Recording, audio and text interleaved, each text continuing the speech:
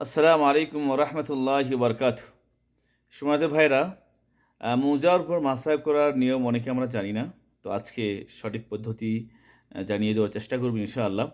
প্রচণ্ড ঠান্ডার মাঝে আমরা মোজার উপর মাসা করতে পারি। তো মোজার উপর মাসা করার নিয়ম হচ্ছে, যদি মুকিম মানুষ হয়, অর্থাৎ যদি কেউ বাড়িতে অবস্থান করে, তার জন্য একদিন এক রাত। অর্থাৎ আজকে সে যদি জহরের সময় অজু করে মোজা পড়ে, তাহলে সে আগামীকাল জহর পর্যন্ত সে রাখতে পারবে।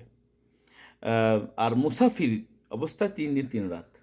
আর মোজার উপর মাসা বলতে যে কোনো মোজার উপর মাসা বৈধ রয়েছে। যদিও একটা মত রয়েছে যে চামড়ার মোজা শর্ত না, এটি মানে গ্রহণযোগ্য মত নয়। গ্রহণযোগ্য মত হচ্ছে যে কোনো কাপড়ের মোজার উপর মাসা চলবে। তো ঠান্ডার সময় আমরা এটি গ্রহণ করতে পারি। বিশেষ করে যারা ঠান্ডাজনিত রোগে আক্রান্ত, তারা এটি গ্রহণ করতে পারে। তো মোজা করার সঠিক নিয়ম হলো, আগে অজু করতে হবে, অজু করে মোজা পড়তে হবে।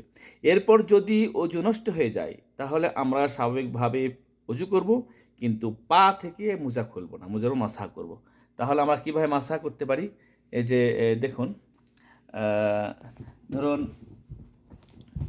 এই যে আমার দুটি পা, এই দুই পা আমরা দুই হাতে পানি নিতে পারি, ঝেড়ে ফেলে দিয়ে এভাবে আমরা মাসা করব। অথবা ডান হাতে পানি নিয়ে ডান হাত দ্বারা মাসা করব, অথবা বাম হাতে পানি নিয়ে বাম হাতে মাসা করব।